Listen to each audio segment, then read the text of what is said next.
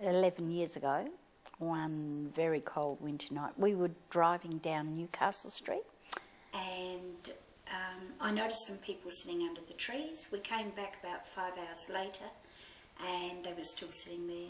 So I said to John, let's go home and make soup. And that's how it started, really.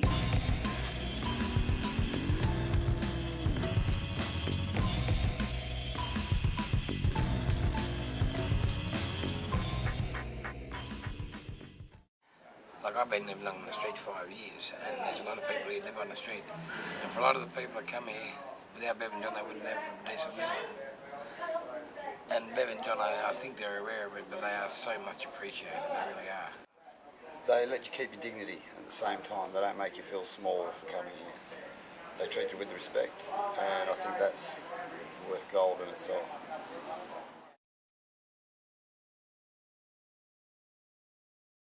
Initial reaction when Bev suggested that we go home and feed soup was that I didn't really want to do it. It's been a marvellous experience, all the things that I've learned over the 11 years make my life more aware and more able to help others, and that in itself has been a wonderful experience. Our relationship with the homeless people is mum and dad.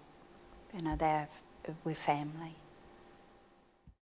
To some of them you grow really, really close, and to some of them you spoil them because you know their circumstances. Some of them you get cranky with them because you know that they're taking advantage of you. Some of them you feel that you want to wrap them up and hug them forever because they need it. So it's very different for lots of people. But overall, you love them, and that's what we're there for. We're there to be consistent and to care. So we're mum and dad. We're mum and dad. We've seen lives changed and people feel special again.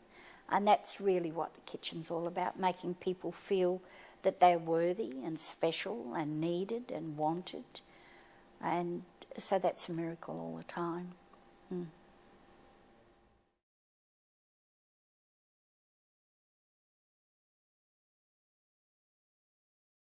Our volunteers come from all walks of life. We've had magistrates and school teachers and nurses and ambulance drivers.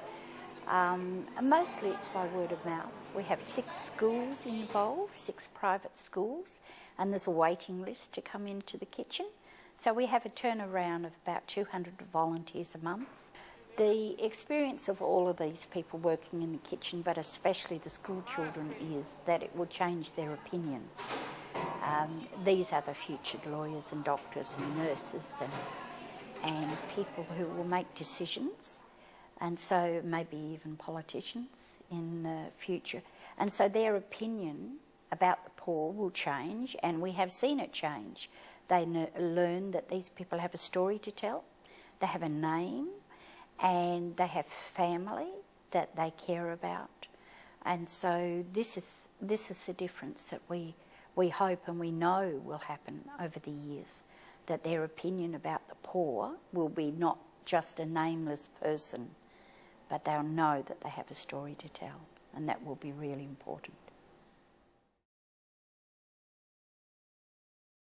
The Breakfast Club started because a grandma came to me and said that the children in her local school where her grandchildren were going were hungry. And we questioned her, how many kids? She said there was lots of kids hungry. So we approached the school. When I rang them initially, they were so thrilled because the need was so great. And so we started initially at Tranby School, and we started feeding these children, and from that grew a real rapport with these kids, and they would sidle up to you and want a hug, and we always specialise in telling them that they're beautiful and that they're special, and how handsome the boys are and how pretty the girls look and things like that. So it's not just a matter of feeding the kids, it's a matter of teaching the kids how to sit at a table and use a bowl and a spoon, because many of these kids don't have these skills, and the classroom reinforces that Breakfast Club is a privilege and that there is a code of behaviour that needs to be maintained in the Breakfast Club. We don't throw food and we don't pinch or kick or... And all of these things have to be taught, and if they haven't been reinforced in the home for one reason or another, Breakfast Club is a really good opportunity to do that. Plus they get a full belly. The kids are assured that breakfast will be there, that it's going to be there tomorrow as well as today, and so they don't have to worry about not getting enough food.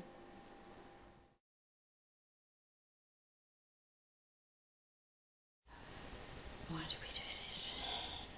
Well, we do it because there's a need, don't we? That's right. Yeah.